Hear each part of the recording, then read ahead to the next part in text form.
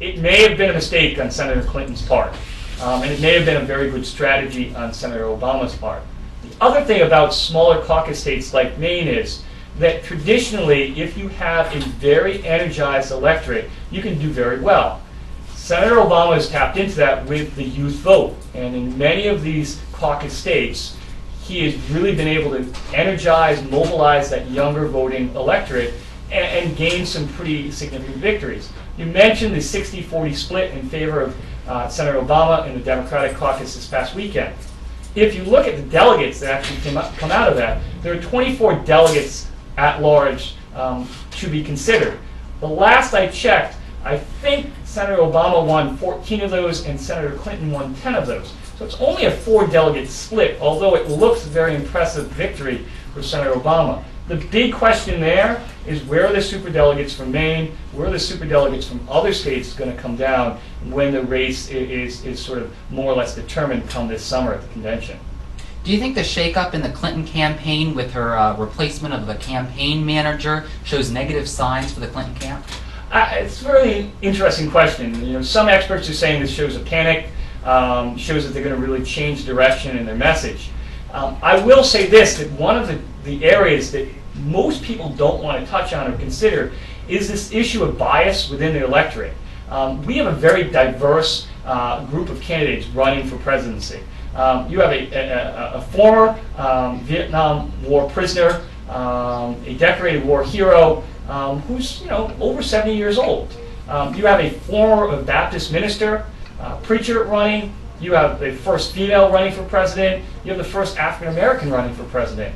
And in that question, you can look at some of this sort of, I don't want to say gender politics or ethnic politics, but one of Senator Obama's strengths is African Americans. One of Senator Clinton's strengths is Latinos. Her former campaign manager was a Latino. She was a daughter of Mexican immigrants. Some in the Latino community have seen this as sort of an affront to their support of Senator Clinton. Her new campaign manager is an African American. Is this a play by Senator Clinton to try to capture more of the African American vote? Is that going to work? Is that at the detriment of Latino support? We know that Texas is coming up. Texas has an approximate 35% Latino voter registration in the Democratic Party. Senator Clinton needs to win Texas and win it convincingly. She needs to capture a vast majority of that Latino vote. Senator Obama has already put out a new strategy to try to capture that Latino vote in Texas.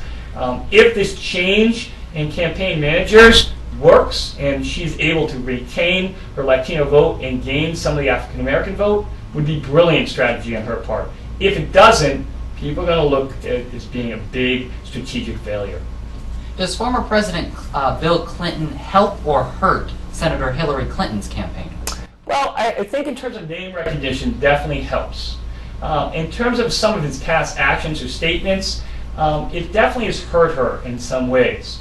And since the South Carolina primary, he's really been dialed back. He's really worked at some sort of out-of-the-way places. Much more of the traditional meet and greet type of politics, and he's really had the microphone taken away from him.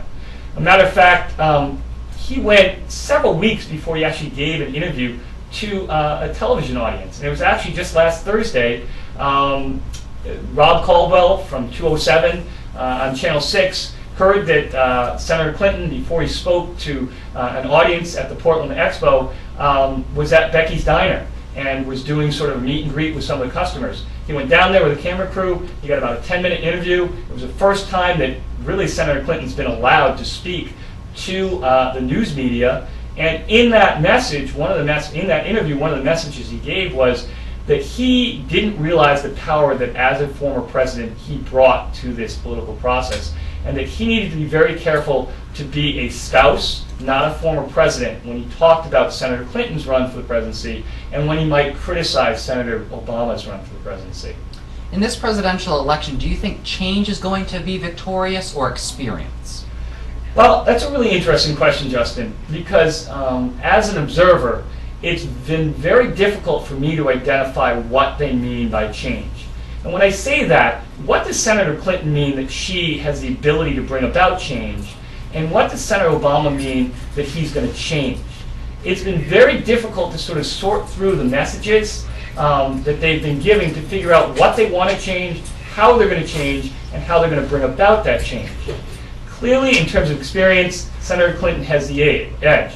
Clearly, in terms of a voice of change and a generational change, Senator Obama has the advantage. It'll be very interesting to see if experience or change trumps the either. And right now, I don't know if either one of them is really getting their message across. It seems like they both want to say their experience, they both want to bring about change, and the voting public really hasn't been able to figure out who they truly believe. How important is the youth vote in this election? Youth vote is huge. Just last weekend in the Maine Democratic caucuses, I think it was something around in the area of 45,000 people caucused. And previous to that, I think the high total was 15,000 for the Democratic Party. That's an amazing increase in the number of voters. And a majority of those voters were younger voters. And what's really, really interesting is since the mid-1970s, the number of younger voters under the age of 25 that have participated in presidential election cycles has actually decreased. And the hope is that with the first woman, the first African American, and the first individual that sort of represents the struggles of the 70s with the Vietnam War, with all of those candidates being on the ballot or potentially being on the ballot, that it's going to energize the youth vote. I really hope that this is a sign of a trend that's going to continue. I think it's good for the country. Clearly, it's good for our younger generations to have an active role, to be knowledgeable in the political process, and hopefully that'll mean they're going to be more civically engaged in all different aspects of their life. Wrapping up our time together, as a political science teacher, what would you tell students for them to get involved in the political process? I think the best way to get involved is volunteer for a campaign. Volunteer for any type of campaign. It could be a petition drive, it could be for a local candidate, it could be a state candidate. There are going to be a number of people that locally that are going to be up for re-election come this fall. And right now, all of our energy, all of our focus has been on the presidential race. It'll be very interesting to see who's going to be the next senator from Maine. Between Senator Collins and a Democratic challenger. It's going to be very interesting to see who's going to be the representative from the 1st Congressional District. Representative Allen has declared his intention to challenge Senator Collins for the Senate seat. That is a wide open race, and I think for people in the greater Saco area, that's going to be a defining race. There's a number of fresh new faces that are coming out from the Republican and Democratic side. And I would say that's actually the best way to get involved, because that is the type of race that is going to have more an intimate and direct effect on the Saco community. And I think it's also a race where they're looking for kids to volunteer, and that's a great way to understand the inner workings of the political process. Mr. Carlson, thank you so much for joining me on your thoughts and your insight. And it's great being here, Justin. Thank you.